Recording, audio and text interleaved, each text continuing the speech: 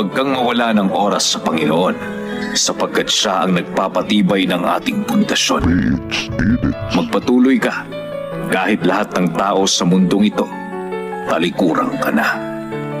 Tandaan mo, sa ilang milyong tao sa mundo, makakasumpong ka ng kahit isa na makakaunawa sa iyo.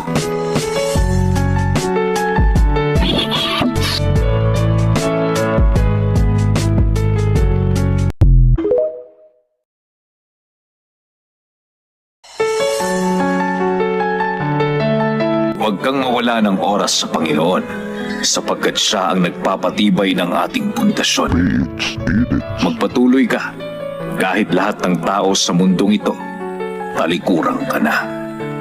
Tandaan mo, sa ilang milyong tao sa mundo, makakasumpong ka ng kahit isa na makakaunawa sa iyo.